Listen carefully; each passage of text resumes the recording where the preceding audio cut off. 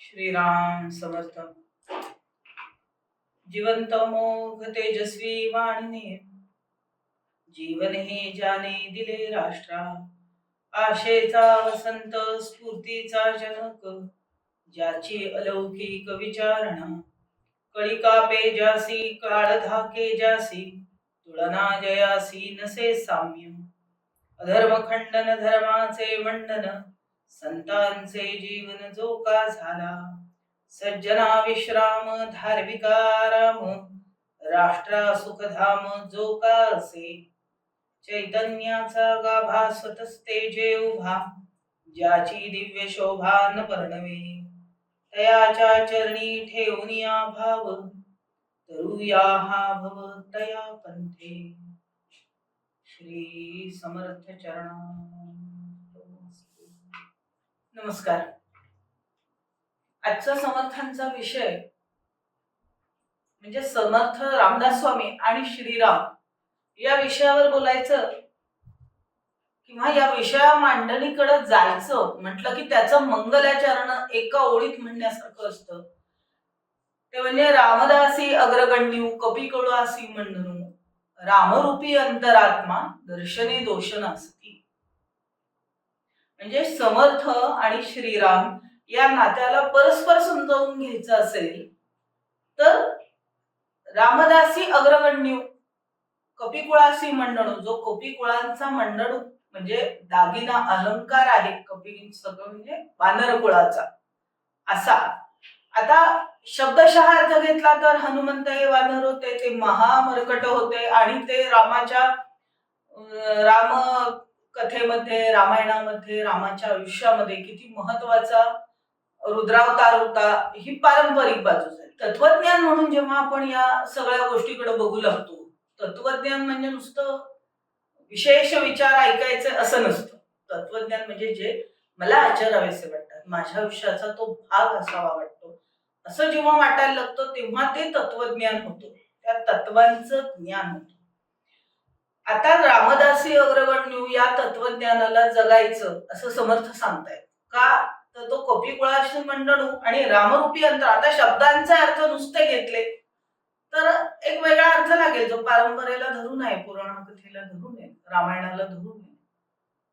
पण जेव्हा 17व्या शतकातल्या आपल्या समर्थ रामदासांनी जो स्वतंत्र रामोपासक आणि रामाची उपासना कशी करायची तर ज्ञानमार्गी रामोपासक म्हणून ज्यांनी असा एक स्वतंत्र संप्रदाय स्वतंत्र पंथ सुरू केला आणि त्या पंथाला दिलेला संदेश आहे की रामदासी अग्रगण्यू कपिकुळासी म्हणून रामरूपी अंतरात्मा. तुमचा रामरूपी अंतरात्मा आत आहे, त्याचं दर्शन घ्या म्हणजे तुमचे दोष नसतील. बाकी लोकांचं कल्याण मागून होईल, पहिलं आपल्या कल्याण करून घ्या.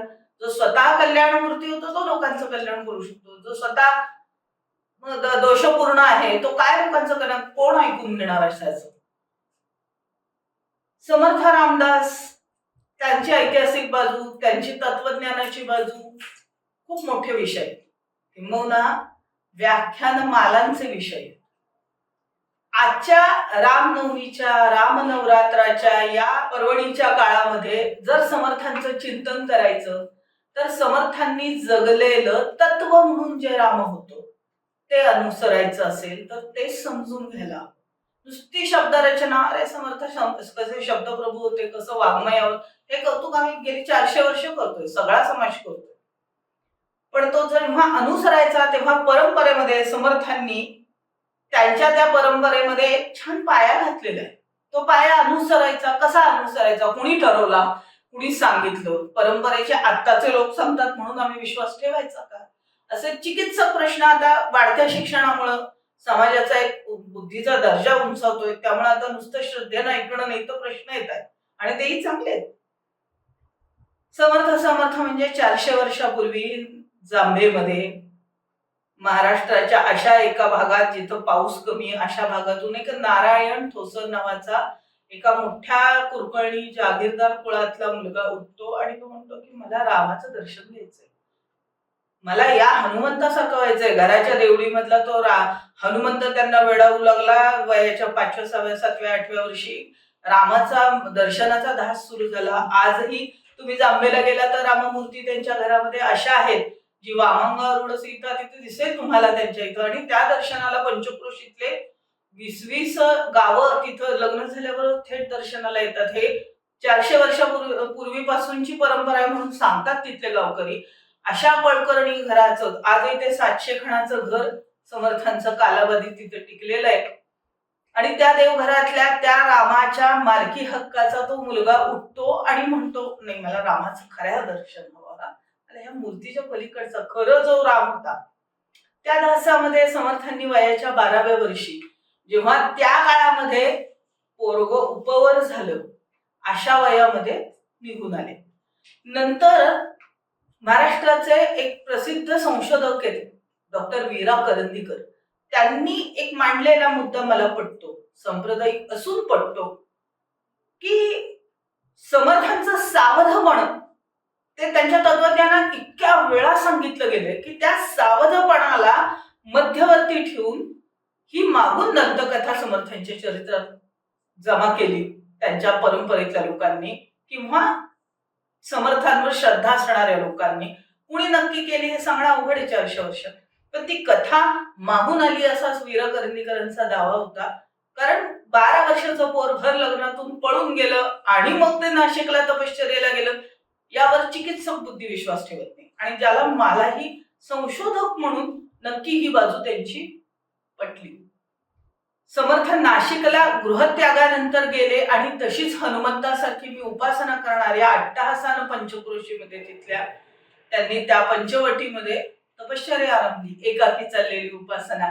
पहा, 12 वर्षाचा पोर ज्यानं कधीही गरिबी पाहिली नाही, ज्यानं कधीही गरज काय असते, भूक काय असते हे अनुभवलं नव्हतं, आता तो हळूहळू रामाची उपासना करतो आणि विश्वास की रामराय मला भेटणार, तो माझी सगळी दुःख हारणार आणि तो माझ्या सगळ्या गरजा भागवणार, इतका दृढ विश्वास त्या नारायणाचा. त्या नारायणाचा रामदास झालेला प्रवास म्हणजे आत्ताच्या हस्तलिखितांच्या भाषेत बोलायला गेलो, संशोधनाच्या भाषेत बोलायला गेलो तर वाग्देवता मंदिरातल्या बाळ क्रमांक 8 ची समर्थांची तपश्चर्येची वही आहे. त्या वहीमध्ये पहिलं पद येतं, अनुदिनी अनुतापे तापलो रामराया, परमदिन दयाळा निरसी मोहमाया. घरची आठवण यायला लागली असेल कुमारवयात. पहा, असा पहिला रचनाकार आहे जो कुमारवयात लिहितो करुणाष्टक, आणि त्याच कुमारवयामध्ये ती पाठ होतात इतर मुलांची. 400 वर्षाची परंपरा साक्षीला आहे की मला स्वतःला सांप्रदायिक शिक्षणात घातल्यावर 13-14व्या वर्षी ती पद जवळची वाटली. दासबोधवर इतर गोष्टींचं भय होतं, पण बुद्धिधैर्य रघुनायका हे माझंही मागणं मला वाटलं म्हणता. समर्थांनी लिहिताना ते वयाच्या 13व्या-14व्या वर्षी लिहिलेले, कारण त्या वही क्रमांक 8 बाळ क्रमांक 8 मध्ये समर्थांच्या ते लिहिलेले. अनुदिनी अनुतापे बुद्धिधैर्य रघुनायका असा शोधत शोधत राम, अर्थात ज्ञानोपासनेत मार्ग ज्ञानोपासना होती. रोज समर्थ रामरायाला 14 अभिषेक करील, 11 अभिषेक करील, रामयाग घालील, कडकडून उपवास करील. या कर्मकांडांना आपण नाव ठेवत नाही होतो, वाईट म्हणत नाही आहोत. तोही एक उपासनेचा भाग असेल, आहे, परंपरेने इतके वर्ष टिकलाय म्हणजे आहे. पण समर्थांचा मार्ग वेगळा होता. समर्थांना रामाला शोधायचा मार्ग हा बुद्धी मार्ग होता, तो ज्ञान मार्ग होता. त्यामुळे त्यांनी आधी बुद्धीने मागितलं, ती बुद्धी वापरून त्यांनी पुढं त्या रामाचा शोध घेतला. तो कुमारवयापासून जेव्हा करत करत ते युवा वयापर्यंत पोहोचले आणि त्यांच्या शिष्य दलांमध्ये पहिले सामील झालेले उद्धव स्वामींचे आई बाबा. दंतकथा पुन्हा एकदा आडवी येते असं परंपरेतली, की उद्धव स्वामींच्या मातोश्री सती चालल्या होत्या, कारण कुळकर्णी पंथ गेले होते आणि बाईंना मुलबाळ नाही तशाच त्या चालल्या होत्या. आणि कुठला बिचारा आता प्राण जाणारच आहे, तर तिथं बसलेला संन्यासी म्हणून त्यांना नमस्कार करायला गेला आणि समर्थांनी आशीर्वाद दिला, अष्टपुत्रा सौभाग्यवती भव. बाई म्हणाल्या, योगी बुवा आशीर्वाद कुठल्या जन्माचा, या जन्म तर संपायला चाललाय. त्यांनी डोळे उघडले, म्हटले अरे अरे असं नाही होणार, हा आशीर्वाद रामानं दिलाय, माझ्या मुखातून दिला असेल पण तो रामानं दिलाय, त्यामुळे असं म्हणू नका बाई, कुठे तुमचे. म्हणून ते शवापर्यंत गेले, त्यांनी कमंडलूतलं पाणी शिंपडलं आणि कुलकर्णी व उठून बसले. आता हा चमत्कार परंपरेत लिहिलेला आहे. उद्धव स्वामींच्या नेमका वह्यांमध्ये त्यांच्या लेखनामध्ये का नाही, हे असे चिकित्सक प्रश्न इथं नाही, पण परंपरेनं हे कन्फर्म केलेलं आहे किंवा संशोधनाने हे पक्क केलेलं आहे की या तपश्चर्येच्या काळामध्ये समर्थांना एक चिमुकला, म्हणजे त्या बाईंना पती जिवंत झाल्यानंतर जो झालेला पहिला मुलगा आहे तो त्या बाईंनी समर्थांना अर्पण केला. पण तो कशासाठी केला? बाई हुशार होत्या, कुलकर्णी बाई. त्यांनी सांगितलं, समर्था हा पहिला मुलगा तुमच्या रामकार्याला दिला, पण मग मला आधाराला 4 मुलं द्या. अष्टपुत्रा म्हटलं तर कमी उरलेली 7 द्या. बाईंना 9 पुत्र झाले. त्यानंतर त्यांचं आडनाव बदलून दशपुत्रे झालं. पण समर्थांना मात्र तपश्चर्या काळातच एक चिमुकला शिष्य मिळाला, तो 3-4 वर्षाचा होता. समर्थ मात्र एवढ्याशा चिमुकल्याला सुद्धा काय सांगतायत, तपश्चर्या करायची म्हणजे रघुनाथ भजने ज्ञान झाले, रघुनाथ भजने महत्व वाढले, म्हणून या तुवा पाहिजे केले आधी. हे पहिलं महत्वाचं बाबा, रघुनाथ भजन आहे त्यानंच ज्ञान मिळतं, रघुनाथ भजन आहे त्यानेच सगळं महत्व वाढतं आपलं, त्याशिवाय काहीही जगात करण्यासारखं नाहीये. आणि ज्ञान आणि भक्ती बघा, रघुनाथ भजने मला सगळं मिळालं असं म्हणत नाहीये ते समर्थ, मला डबल मिळालं असंही म्हणत नाहीये समर्थ. म्हणजे ज्ञान वाटलं, मला बुद्धी मिळाली. कशातून मिळाली? समर्थांना रामायणातून मिळाली. समर्थ रामरायाला जो रामायणामध्ये उपदेश करतात वशिष्ठ, त्या योग वाशिष्ठातून मिळाली, त्या अनेक ग्रंथांच्या अभ्यासातून मिळाली, पण रघुनाथ भजनाला मी लागलो त्यामुळे मला ज्ञान मिळालं, असं समर्थ त्यांच्या उद्धवाला सुद्धा शिकवतात. हे अशा मध्ये मध्ये ओव्या ना समर्थांच्या इतर वेळेला लिहिले बाळांच्या त्या कागदांमध्ये दिसतात, त्यानंतर सगळ्या एकत्रित आपल्याला दासबोधामध्ये मिळतात. पण समर्थांच्या एकूण त्या सगळ्या दासबोधाच्या ओव्यांमध्ये काय भरलेलं आहे, तर एक वेदांत पद्धतीची जीवन पद्धती, की ज्या जीवन पद्धती पूर्वी रामायणातील सगळ्या सत्पुरुषांनी अनुसरली होती. समर्थांचा जो ध्यास आहे, समर्थांचा जो संप्रदायाची शिकवण आहे, ही सर्व त्या दिशेनं दिसते. या कर्मकांडांच्या पल्याडचा राम आता शोधला पाहिजे. ज्ञानातून दिसला, पण प्रत्यक्ष केव्हा दिसणार तो ध्यास? असं म्हणतात परंपरेमध्ये की समर्थांच्या तपश्चर्येच्या शेवटी 12 वर्षानंतर समर्थांना दृष्टांत झाला आणि या सगळ्या राष्ट्रकार्याला तू लाग असं रामानं आज्ञा दिली. आता पुन्हा एकदा परंपरा, मौखिक दंतकथा या भानगडीत न जाता आपण फक्त समर्थ तिथून स्वतःची मठी स्थापन करून तिथंच बसून समर्थांनी कीर्तनकार बुवा नाही झाले, तर समर्थांना मोठं ध्येय दिसलं की तो राम आहे ना, तो फक्त आता मला पंचवटीत दिसला, पूर्वी जांभेत दिसला, येताना प्रवासात जाम ते नाशिक दिसला असेल, पण तो अजून किती पसरलाय बघा. 24 वर्षाची दृष्टी आहे, 24 वर्षाच्या युवकाची. तो जो रामशोधामध्ये निघाला, त्यांना अखंड भारत पाहिला, त्यांना अखंड विश्व पाहण्याची ताकद ठेवली आणि अखंड ब्रह्मांड पैलाड वैधून त्या रामकथेला नेण्याचं स्वप्न संप्रदायाला दिलं.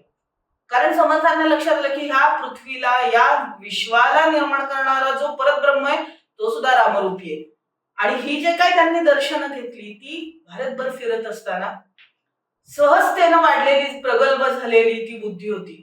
कुठं भाषेचा क्लास नव्हता, पण समर्थांनी त्यावेळेला भारताच्या महाराष्ट्र बाह्य प्रांतामध्ये फिरत असताना जे दिसलं, जे मिळालं, ते सुद्धा त्या शब्दांमध्ये समोरच्याच्या भाषेत व्यक्त केले. अर्थातच समर्थ होते ते जे रामोपासना आणि रघुनाथ उपासना, रघुनाथ भजन करत बाहेर पडलेले. ते बाहेर पडल्यावर परत अच्छा इथं आलोय, या स्थळाचं नाव काय, या स्थळाचा इतिहास काय, अशा भानगडीत पडले नाही, टुरिझमला निघाले नव्हते. त्यामुळे तिथे त्यातले प्रश्न पाहिले त्यांनी, पण स्वतःच्या मुखात मात्र रामकथा गायली. रामकथा गाताना त्यांनी एका ठिकाणी म्हटलं, महिमा काळका न जाने महिमा काळका. पहा, ही भाषा आहे, ह्याला बुंदेलखंडी भाषा म्हणतात. म्हणजे साधारण समर्थांचं मध्य प्रदेशच्या जवळपास वास्तव्य असावं, तेव्हा समर्थ त्यांच्या भाषेत म्हणतात की महिमा काळका न जाने, जो महिमा काळाचा आहे ना तो रामाला सुद्धा नडला हवा. समर्थ जनजनामध्ये जेव्हा मिसळले तेव्हा त्यांना सांगता येत, महिमा काळका न जाने महिमा काळका, कोण वानर कोण निशाचर बांधती सागर काय, महिमा काळका न जाने महिमा काळका, कोण सुरवर कोण गिरवर अघटित घटित उपाय. बघा, कोण सुरवर आहे आणि कोण हा प्रसंगच ठरवतो. निशाचर आहे हा प्रसंग, हे समर्थ रामायणातून त्यांना मिळालेलं ज्ञान आहे. ते मांडताना समोरच्याच्या भाषेत म्हणतात. आणि मग शेवटी सांगतात की हे सगळं तुमच्या माझ्यात आहे, पण हे ठरवणारा परत राम आहे. समर्थ शेवटच्या पदात म्हणतात, त्या ओळींमध्ये म्हणतात, गुणी गुणागर नागर लीला दास सदा गुण गाये. शेवटी त्या गुणी जो आहे, समोरचा गुणी व्यक्ती आहे, त्या गुणी व्यक्तीला ओळखणारा, त्याला न्याय देणारा शेवट गुणांचा जो आगर आहे तोच लागतो. समोरच्यात जर गुण नसेल तो समोरच्याचा गुण कुठनं ओळखणार? त्याला तो गुण वेडेपणाच वाटणार. जर एखाद्या संगीतातला ठोक कळत नसलेला अगदी काय म्हणू आपण, रिमोट ज्याला एरियातला माणूस आला, त्याला आपण छान इथलं सवाई गंधर्वचं तिकीट काढून दिलं, तर त्याला शास्त्रीय संगीताची बाजू कळाली पाहिजे ना. नाहीतर मग काय होईल, शास्त्रीय संगीत ऐकल्यावर तो हे काय चाललंय, हा वेडेपणा काय चाललाय, असं गाणं असतं का? ह्याचं कारण ते ज्ञान आधी आत पाहिजे ना तुमच्या. म्हणून समर्थ तिथं जाणीव करून देतात की गुणी गुणागर, तुमच्या गुणाला तो ओळखणारा तो गुणी आहे, तो गुणांचा आगर आहे. तुम्ही गुणी असाल तर तो गुणाचा आगर, तो माझा रामराय आहे, त्याच्याकडे जा. तुमच्या सगळ्या गुणांचं गाणारा तो मी दास सांगतो की तो तुम्हाला न्याय देईल. पहा काळ कसा होता 17व्या शतकातला, सगळं अंदाधुंद होती. येणारी सतत परकीय मुघल आक्रमण, आणि त्या आक्रमणांमधून समाज सुस्तावला होता. सज्जन नव्हते का? होते की समाजात सज्जन होते, गुणीजन होते, गाणारे होते, वाजवणारे होते, लिहिणारे होते, पंडित होते. समाजाचं रहाड गाडगत चाललंच होते की हल्ले आले तेवढे परतवायचे, नाहीतर टेकायचे. असा आपला समाज जगतच होता. लग्न होत होती, मुंजी लागत होते, सगळं होत होतं. सज्जन लोक आपले आपले संसार, आपले आपले स्वजन असं करून गटागटानं घोळक्यानं राहत होते. काळात समर्थ फिरत होते, पण समर्थांनी मात्र पारतंत्र्याची जाणीव, समाजाला प्रांत बदलला म्हणून चमचेपणा आपल्यात असतो बघा. म्हणजे उदाहरणार्थ आपण परक्या राज्यांमध्ये काही फिरायला गेलो, कुठं काही स्थळं पाहायला गेलो, तर तिथल्या लोकांना आपण शहाणपण शिकवायला जात नाही, आगाऊपणानं बोलायला जात नाही. ते म्हणतात हे असं असतं, तर आपण तिथं तेवढ्यापुरती हो असतं म्हणून तो मान्य करतो. तिथं त्यांना अक्कल शिकवत नाही. पण समर्थ संत होते, त्याच्या पल्याडचं जग पाहिलं होतं, त्यांना त्यांच्याकडनं काही नको होतं. ते निस्पृह असतो, त्याला कधीही समोरच्याकडून काहीही लागत नाही. त्या निस्पृहाला सहज समोरच्याला सांगता येतं, त्याचे दोष दाखवता येतात. पण तरी संत हे कायम मायेनं, मुलाच्या म्हणजे मातृमायेनं, मातृभावानं शिकवत असतात. समर्थांचीच अशीच एक दखनी भाषेतील प्रभाती यासाठी मी तुम्हाला सहज म्हणून दाखवते, कारण समर्थांचं मराठी साहित्य आपल्याला कानावरून सतत येत जात असतं. आपण महाराष्ट्रात आहोत, कारण त्यांचा अख्खा एक संप्रदाय विद्यमान आहे महाराष्ट्रामध्ये, पण त्यांच्या दखनी पदावल्यांचा इतक्या सहजतेने इथं वापर होत नाही, कारण बाकीची सगळी माणसं मराठी आहेत.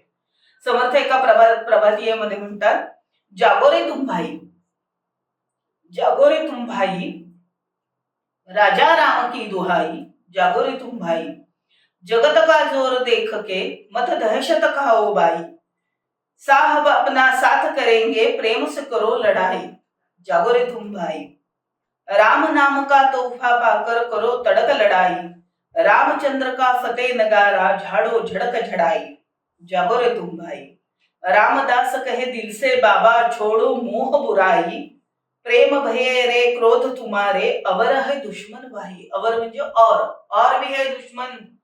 ते आपसात भांडणं, आपसातल्या षड्रूपू ह्या सगळ्याच्या पल्याड एक दुश्मन दारात देशाच्या, एक आमचे दुर्गुण.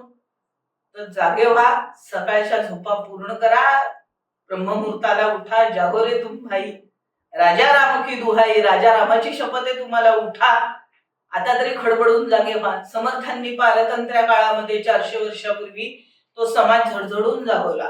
पण जागवलेला होता तो सज्जन होता, जागवलेला होता तो गुणीजन होता. त्या गुणीजनाला सांगितलं, तुझ्या आत्मसुखाच्या मागे नको, तुला मी अध्यात्मामध्ये त्यासाठी नाही बोलवलं, किंवा अध्यात्माचं त्यासाठी तुम्हाला कास धरायला लावत नाही होत की तुम्ही मोक्षाच्या मागे धावत होता. तर त्याच्या पल्याडचा तुम्हाला जनी जनार्दन दिसला पाहिजे, त्याहीसाठी तुम्ही तितकेच बांधील आहात.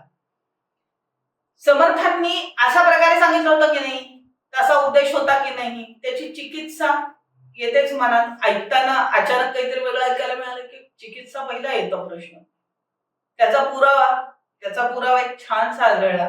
समर्थांनी आपल्याला आपले दोष वेळोवेळी दाखवले, मराठी साहित्यामध्ये ते दिसतात.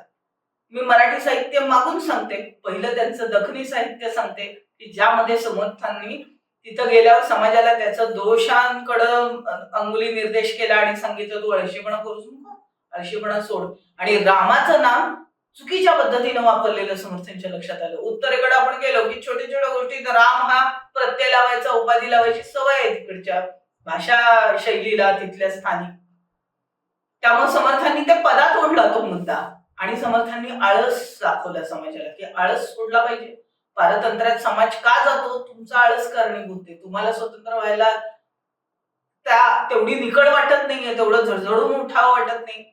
त्या स्वतःच्या भाषेत लिहिताना ते म्हणतात की आवे जावे खावे पीवे, आवे जावे खावे पीवे जिसे आराम भावे, सब दुनिया का पालनहारा उसका सोचन लेवा रे, कैसी दुनिया अधीर रे. बघा, येता जाता आपलं खाणं पिणं पहिलं महत्वाचं. आवे जावे खावे पिवे जिसे आराम पावे, आराम पण महत्वाचा वाटतो. पारतंत्र्य बाहेर मुघल धोपटू देत आम्हाला, आम्ही रस्त्यावर गेलो तरच आम्हाला मारतील ना, घरात घुसून मारत नाही तर आम्ही मजा करणार. ही वृत्ती सोडा हे सांगणारा त्यावेळेला संत समर्थ 17व्या शतकात सांगतात, आवे जावे खावे पिवे जिसे आराम पावे, सब दुनिया का पालनहारा उसका सोजन लेवा रे, कैसी दुनिया अधीर रे, लेना राम देना राम मैं करता मुआ. अरे क्या भाई, लेना है राम देना है राम, सगळ्या व्यापारामध्ये इकडे तिकडे कानावर पडले असतील बाजारपेठेतल्या भाषा. लेना राम देना राम मैं करता मुआ, काल मुंह से निघला जैसे जैसे भीला चूहा. जसा एखाद्या बिळात चुहा निघून जातो तसा काळ तुम्हाला आत गिळून टाकील.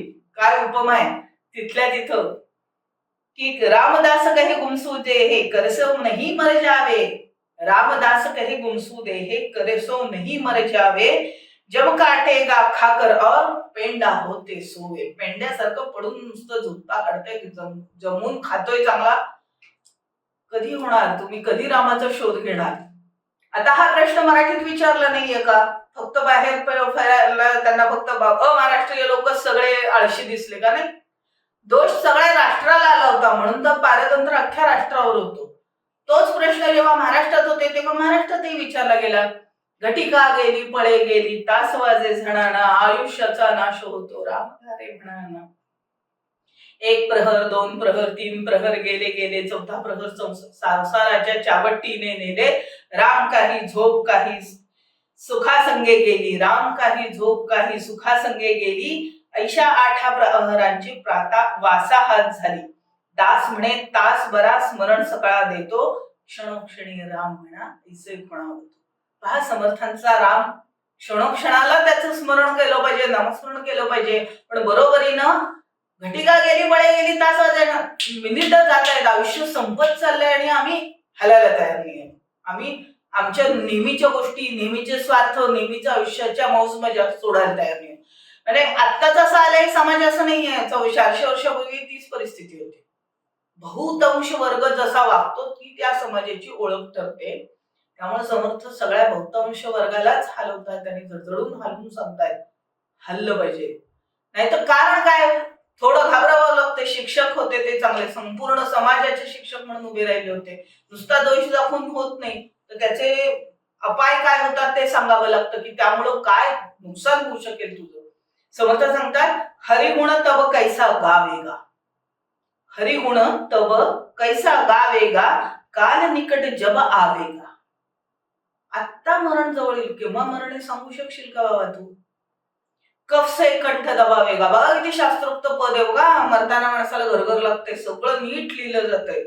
कफ से कंठ दबावेगा, श्वासन लेफावेगा, पाय पसार जब सोवेगा. आपण झोपवतो प्रत्येकाला. आसपास सब रोवेगा. सगळा सीन उभा करतायत ते. ऐसा दाव जब खेलेगा, रामदास कब होवेगा.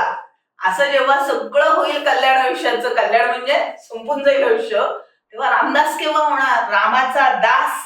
रामाचा दास म्हणजे काय? तर रामदास हे अग्रगण्यू ही शेवटची त्यातली पातळी समर्थ म्हणतात. पण तो रामदास व्हायचा म्हणजे काय व्हायचं? तर अग्रगण्यू रामाचा दास होणं म्हणजे ते साधन आहे, साध्य नाही. साध्य काय आहे? रामरूपी अंतरात्मा दर्शने दोषणासाठी. हे आमचं साध्य आहे की आम्हाला रामरूपी अंतरात्मा दिसला पाहिजे. इतके स्वच्छ आम्ही असलो पाहिजे. केव्हा ते स्वच्छ असू? मी व्यवहारात कोणाला फसवलं नाही, मी 4 जणांना टोप्या घातल्या नाही, मी दुसऱ्याचं नुकसान करून माझा फायदा केला नाही, म्हणजे मी त्या अंतरात्म्याला स्मरून जगतो, व्यवहार करतो, शुद्ध आचरणाचा आग्रह ठेवतो, तेव्हा तो रामरूपी अंतरात्मा दिसेल. नाही तर डोळे मिटले की आतलं मन सगळ्यात आधीच पहिले छळायला येतं. बाहेरच्या लोकांना कळेल तेव्हा ते छळायला येते किंवा डोक धरून वागायला येते. पण तुमचा अंतरात्मा हा पाहिजे. आता तो अंतरात्माही सध्या किती बिघडलेला आहे ह्या मुद्द्यावर चर्चा करण्यापेक्षा समर्थांनी जे मार्ग आखून दिला होता, आपण त्यांचा जो आखून दिलेला संप्रदायाचा पंथ आहे तो मी तुम्हाला दाखवतेय की जो तत्वज्ञानातही स्वच्छ केलेला होता त्यांनी. काय होता त्या दर्शनाच्या दोषानं काय दोष नष्ट झाल्यावर होईल, तर शुद्ध मार्ग सोडू नये. तर शुद्ध मार्ग एकदा मिळाल्यावर तिथं चालत राहणं, त्याच्यात सातत्य टिकणं, हे पुन्हा पुढचं आहे. एकदा खोटं बोलू नये, एकदा नाही मी बोलले पण दुसऱ्यांदा बोलले, पुढे गेले परत बोलले, तर तसं चालत नाही. मी कधीही खोटं बोलत नाही, तर शुद्ध मार्ग सोडू नये. दुर्जनाशी तंडू नये. दिसतोय समोरचा दुर्जन आहे, त्याच्याशी भांडण करायला जायचं नाही. किती छोटे छोटे समर्थांच्या दासबोधामध्ये पाहिले ना की व्यवहारामध्ये तुमचं आयुष्य वाया न जाता उत्तम रामकार्यात लागण्यासाठी जे सुयोग्य आहे तो सगळा मार्ग समर्थांनी दाखवलेला. त्या मार्गाचा अजून एक महत्वाचा भाव होता तो म्हणजे तुमचं रामचरणी अनन्यता हवी, रघुनाथ भजनामध्ये अनन्यता हवी. पण ती अनन्यता राहणी कशी, काय आम्ही मूर्ती घेऊन फिरणार आहोत सतत, मग सगळं सिम्बॉलिझम ज्याला आजकाल म्हणतात तसं आम्ही काहीतरी वेड्यासारखं अवडंबर माजवणार आहोत का? नाही. समर्थ त्यालाही होकार देत नाही. समर्थांचा नाम हा ज्ञानरूपातला आहे. पहिला मुद्दा तो वेदांत मार्गानं समजावून घेतलेला आहे त्यांनी स्वतःच्या तपश्चर्या काळापासून. तर ते उपदेशामध्येही तसंच म्हणतात, तरी तो हरी आहे कैसा, तरी तो हरी आहे कैसा, विचार पहावाईसा, संध्येपूर्वी जगदीशा 24 नामी स्मरावे श्रीराम. 24 नामी, सहस्र नामी, अनंत नामी जो अनामी, तो कैसा आहे अंतर्यामी, विवेके ओळखावा श्रीराम.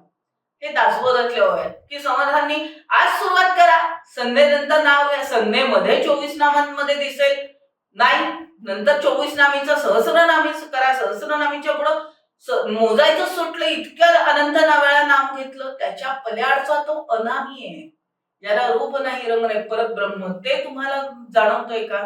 तर तुम्हाला तो हरी मिळाला, हरीचं दर्शन झालं किंवा श्रीरामाचं दर्शन झालं. समर्थांचा श्रीराम हा श्रीरामाच्या सदाचरणाच्या मार्गाने जातो. ते सात्विक गुण जितके जास्तीत जास्त आमच्यामध्ये आहेत का, मग कधी रजोगुण पण लागतात ना, नकार नाहीये समर्थांचा.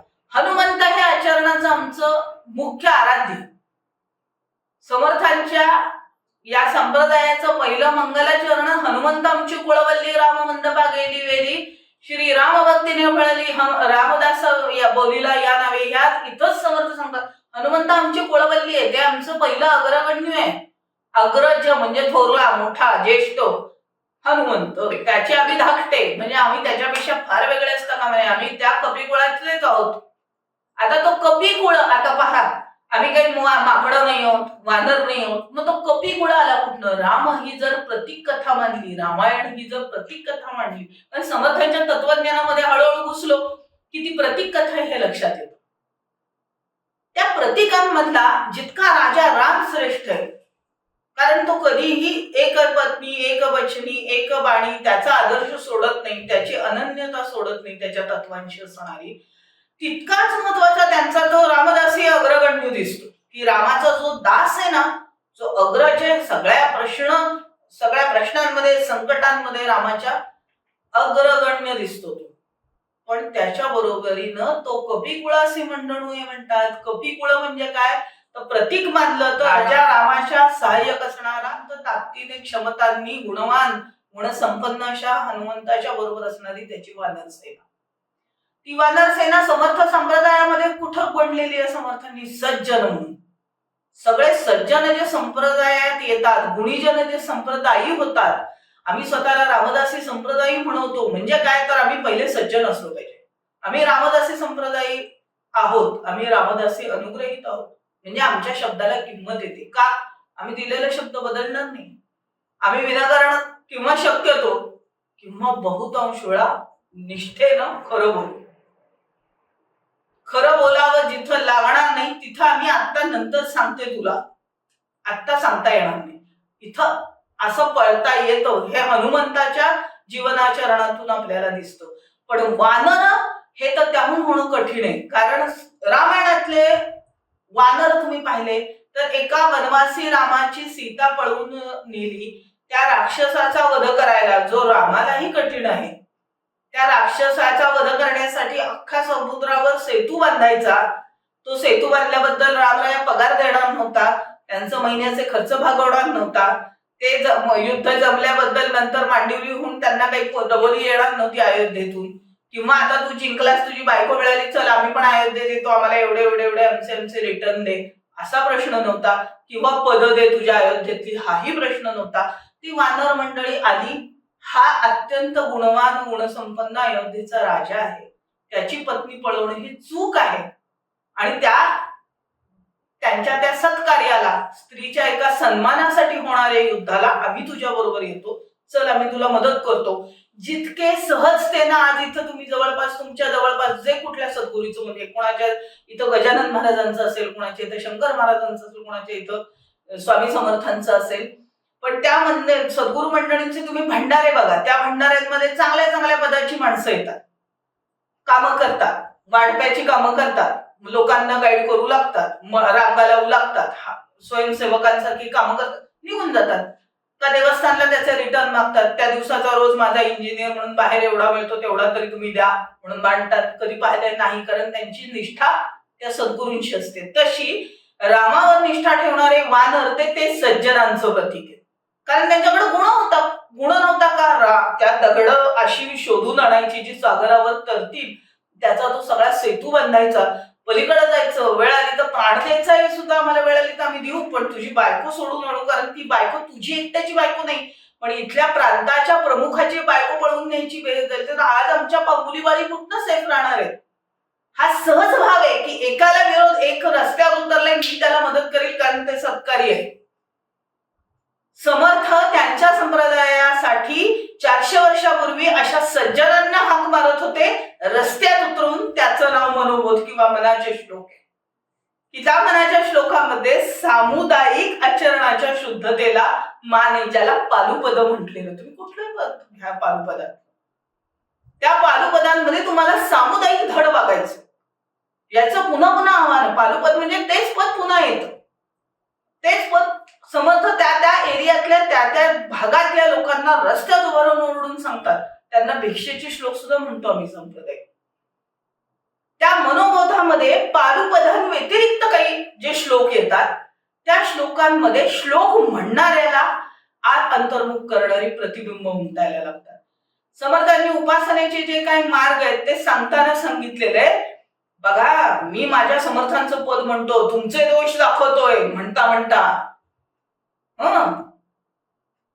वाचाळता करू नका, भांडणं करू नका, तंटे करू नका, अशी पद त्याच्यामध्ये पालुपद. पण ती म्हणत असताना माझा अहमबुद्धी वाढत नाही ना, ह्याची काळजी समर्थ घेतात. त्यामुळे मनोबोधाचे मध्ये असे काही श्लोक येतात, देह बुद्धीचा, म्हणजे त्याचा आपण अगदी मनाच्या श्लोकाच्या चालीत जरी म्हणलो, देह बुद्धीचा निश्चयो जाढळेना. तुमच्या मनाच्या श्लोकात भिक्षा फेरीमध्ये कानावर येतो, आम्ही हा जेव्हा उच्चारतो भिक्षा फेरी म्हणून रस्त्यात उभं राहून, तेव्हा धडधडायला लागतात. जाणीव होते संप्रदाय म्हणून. देह बुद्धीचा निश्चयो जाढळेना, तया ज्ञान कल्पांत काळी कळेना, परब्रह्म ते मीपणे आकळेना, मनी शून्य ज्ञान ते मावळेना. देहबुद्धीच आमची गेली नाही. देहबुद्धी जर आम्ही प्रत्येक गोष्टीत बघत राहिलो, मी रस्त्यानं चाललोय आणि आता मी इतरोळ्याला हिल्स घातली तरच उंच वाटते, नाहीतर नाही, बुटकी दिसते, मग आता भिक्षा फेरीला मी हिल्स घालायचे की नाही? इतक्या छोट्या छोट्या गोष्टी आहेत. अनुग्रह कशाला म्हणतात मग? हे प्रश्नच कसे आले? मी हे अणवाणं चालायचंय संप्रदायींना, अणवाणं रस्त्यानं चालायला लागायला लागतं, तेव्हा कळतं खाली टोचतंय, खड्डे आले, ठेचा लागलाय, अरे या भागामध्ये थोडं हे काम व्हायला हवं. मग पालुपद कुठलं लावायचं? मग त्यानुसार मग मनासज्जना भक्तिपंथेची जाऊ इथं चालेल का पालुपद, का अजून दुसरं लावूया? ते त्या महंत म्हणून जो त्या भिक्षाफेरीचा प्रमुख असतो तो ठरवतो. पण बरोबरीनं समर्थ सांगतात हे तुम्ही करता म्हणजे मी महत्वाचा होत नाही, तर तुमची देहबुद्धी नष्ट व्हायला पाहिजे. त्यामुळे मध्ये मध्ये असे श्लोक आहेत जिथं गल्ल्या बदलतात. आम्ही प्रांत बदलत असताना त्या गल्ल्यांमधून जात असताना या गल्लीत ह्या पालुपद लावायचं. पण जेव्हा वळत असतो तेव्हा मधले श्लोक म्हटले जातात. देहबुद्धीचा निश्चय आढळेना. किंवा काही श्लोक आहेत मनाचे जे दासबोधा पूर्व दासबोधाच्या पारायणापूर्व म्हटले जातात. त्या श्लोकांमध्ये आम्ही उपासनेच्या अशा गोष्टींना म्हणून दाखवत असतो स्वतःच्या अंतरात्म्याला किंवा आत्मसंस्कार करत असतो की ज्यामुळे मन ढळता कामा नये. आपण समर्थांचं काम करतोय नाही, आपण त्या कपिकुळाचाच एक भाग आहोत. कारण हनुमंत आमची कुळवल्ली राम मंडपा गेली वेली. आम्ही सत्कार्याचा भाग आहोत. इतळेला आम्ही आमचे कष्ट करू, जाऊ उपासना करू, हा आम्ही आत्मसंस्कार जगतोय. पण ते जगत असताना देहबुद्धीचा दोष येता कामा नये. मी फार सुंदर आहे, मी फार हुशार आहे, मी फार श्रीमंत आहे, माझ्याकडे फोर्ड गाडी आहे म्हणून मी भिक्षा फेरीला फोर्ड गाडीत बसून नाही भिक्षा मागू शकत. ही मर्यादा आहे आणि ती समर्थांनी खाली उतरवली. त्यामुळे तुम्ही परंपरेत जर पाहिलं, आज आमच्या मी मूळची साताऱ्यात वाढलेली आहे. सज्जनगड पायथ्याला माझं बालपण गेलेले, ग्रॅज्युएशन पर्यंतचा काळ तिथला आहे, माझं अवभाग्य आहे. त्यामुळे मी तिथं पाहिलेलं की भिक्षा फेरीमध्ये अगदी रॉयल फॅमिली पासून सगळी मंडळी असायची. ज्या वेळेला सुमित्रा राजे त्या काळामध्ये अणवाणी असायचे. आता त्यांच्याकडे एवढा मोठा पॅलेस होता, पण अणवाणी समर्थांबरोबर चालायचंय, पुढं अण्णाबुवा चाललेले असायचे, तर मागला एक मोठा कळप त्यांच्या माग. आणि भिक्षा आम्ही मागायचो ते कुणासाठी होत्या? दास नवमीत येणाऱ्या भक्तांचं सगळं अन्नछत्र मीठ 1 रुपया मागितलं जात नाही. तुमच्याच घरचं अन्न आहे, तुम्ही तिथं येऊन रामाची पूजा करून खा, नैवेद्य म्हणून खा. कशासाठी हा समर्थांनी गोळ घातला होता 400 वर्षापूर्वी? समाज संघटित व्हावा, रामकार्यासाठी एकत्र यावा. आज रामासाठी येत आहे, उद्या राष्ट्रासाठी या, परवा अजून मोठं उन्नत राष्ट्र नाही, अख्खी पृथ्वी उन्नत करण्याची ताकद ठेवा, पुढच्या पिढ्यांना तेवढं मोठं करा, हे समर्थांनी सांगितलं. पण हे सगळं करत असताना आपली रामाशी अनन्यता आहे, त्याचा अवडंबर असता कामा नये. इतकं छान समर्थांनी मनाच्या श्लोकाच्या सुरुवातीला म्हटलेलं आहे की ती नमुशारदा मूळ चत्वार वाचा. ती चत्वार वाचा काय आहे? तर ते नामस्मरणाचा भाग आहे. ते चत्वार वाचा म्हणजे नामस्मरणाचा प्रवास कसा होतो? तर परा, पश्चंती, मध्यमा आणि वैखरी. आम्हाला नामस्मरण करायला शिकवलं तेव्हा पहिला आत्मसंस्कार म्हणा श्रीराम जय राम जय जय राम. मग तिथं तुम्ही भंडाऱ्याला जेवायला बसल्या रामनवमीच्या तरी म्हणायला लावतात बघा पानवाडेपर्यंत, म्हणा श्रीराम जय राम जय जय राम. तेव्हा रामराय काय म्हणत असतो? आम्ही तोडणार वैखरीनं म्हणत असतो. कारण माझ्या ताटात हे पडलं, त्याच्यात आता ते पडलं ना, तेवढंच विचार, कारण वैखरी म्हणत असते श्रीराम जय राम जय जय राम. जेव्हा मध्यमा असते तेव्हा मी दासनवमीला गडाकडे चाललीये, तर ते मध्यमेत धडकत असतं हृदयापाशी श्रीराम.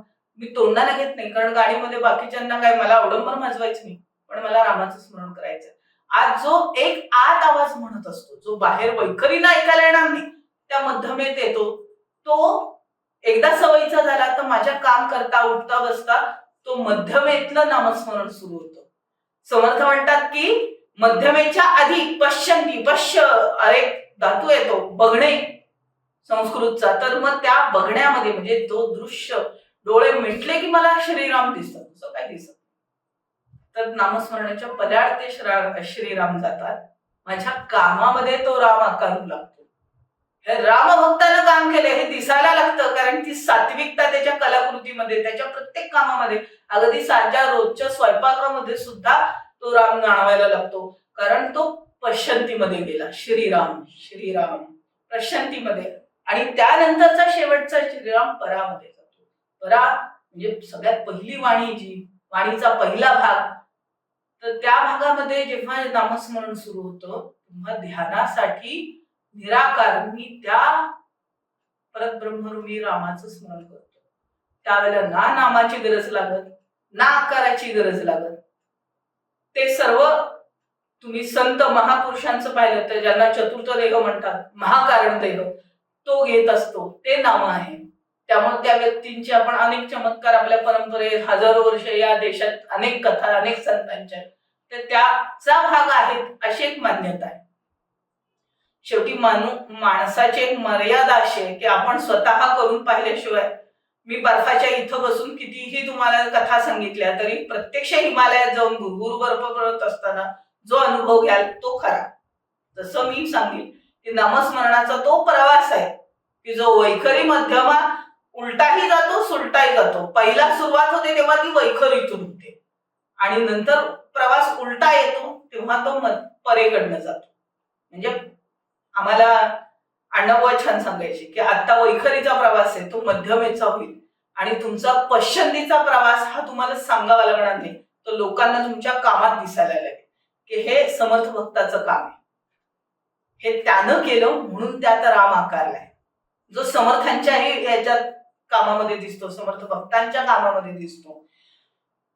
जसं उदाहरणार्थ रामदासी मठ हे तुम्ही कुठूनही पाहिल्यावर सहज ओळखू शकता, कारण त्यांच्या त्या ठेवण्यात अशा आहेत की त्याच्यात रामोत्सव व्हायचे, हे व्हायचे, त्या दृष्टीने ते बांधकाम केली गेली, हवेला नाही उभे केले. त्याच्यामध्ये कार्यानुसार ती वास्तू असते. तसं कार्य तुमच्यातून असं घडतं की ते तुमची पश्चंतीमध्ये गेलेलं नामस्मरण दाखवतं.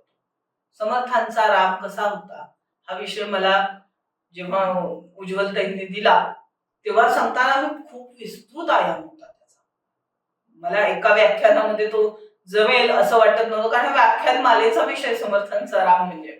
पण तरीही याच्या समारोपाकडे येताना मी तुम्हाला सांगेन समर्थांचा राम कसा होता. सदा सर्वदा राम सन्निध आहे, सदा सर्वदा राम सन्निध आहे, मना सद्यना सत्य शोधून पाहे, अखंडित भेटी रघुराज योगू, मना सांडिरे मीपणाचा वियोगू. तुमच्या मनामध्ये जोपर्यंत मीपणा आहे तो त्या रामाचं दर्शन कुठं होणार. सन्निध तुझ्याच आहे. समर्थांचा तो निश्चित जो राम आहे कुठल्या अर्थाने, कारण सरळ साधा भाव आहे. त्यांनी इतक्या लहान वयामध्ये पंचवटीमध्ये जाऊन प्रॅक्टिकल ज्याला आपण म्हणतो अनुभवातून शिकला होता. कारण आज वांगदेवता मंदिरानं गेल्या 10 वर्षामध्ये 10 खंड रामायणाचे प्रसिद्ध केले.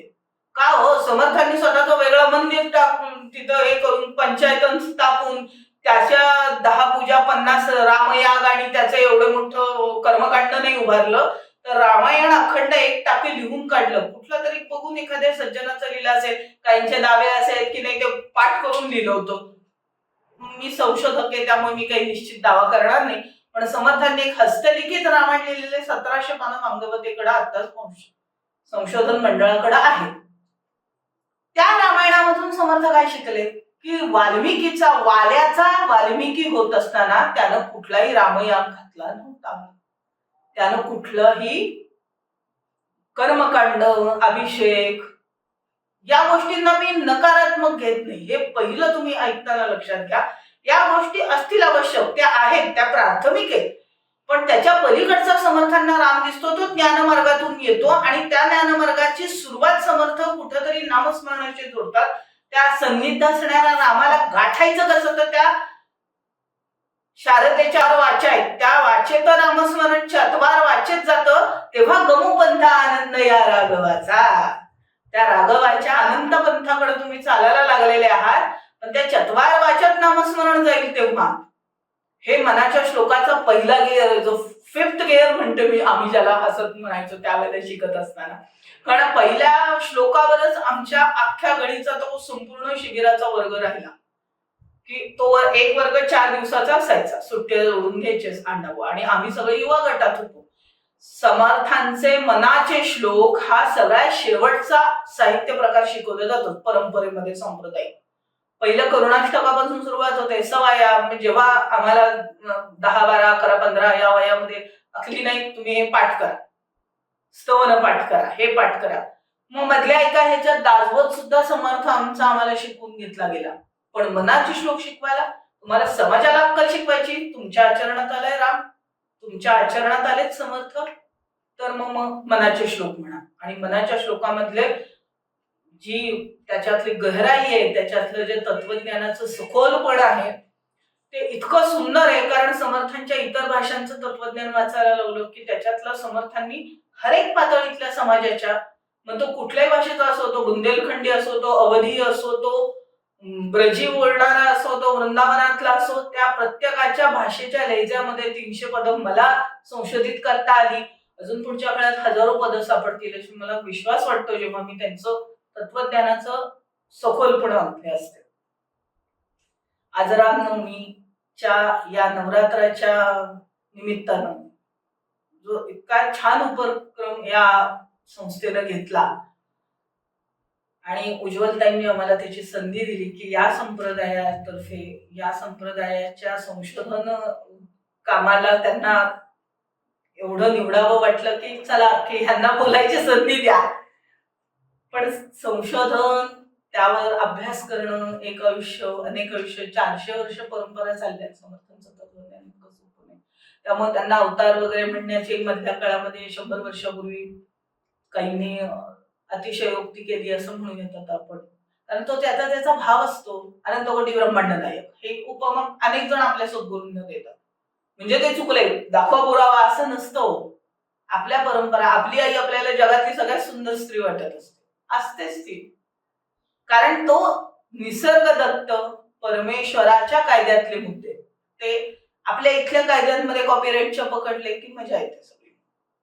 आज सुद्धा एका श्रद्धेच्या ताकदीवर आपण इथं एकत्र बसलो. समर्थांच्या तत्वज्ञानावर थोडंफार चिंतन केलं. संशोधनाचा आवाका एवढा भयान दिसतोय की आज मला दिसतंय की माझं आयुष्य पुरणार नाहीये. 10 वर्ष प्रवास चाललाय, अजून पुढे 10 वर्ष चालेल. त्याच्या आधी 7-8 वर्ष ती नुसती कागदपत्र खेळण्यात गेला. समर्थांनी भारताचा नव्हे संपूर्ण ब्रह्मांडाचा विचार करून त्या रामाला कसं आपलंसं करायचं, त्याच्याशी कसं अनन्य राहून आयुष्य संपवायचं, आयुष्य पूर्ण करायचं आणि ते पूर्णत्वाला न्यायचं. हा प्रवास आपल्याला शिकवलाय. तो मला थोडाफार जितका कळला तो मी तुम्हाला सांगायचा प्रयत्न केला. तो प्रवास तुमचा निश्चित पूर्ण हो यासाठी या मनापासून माझ्या शुभकामना. श्रीराम समर्थ.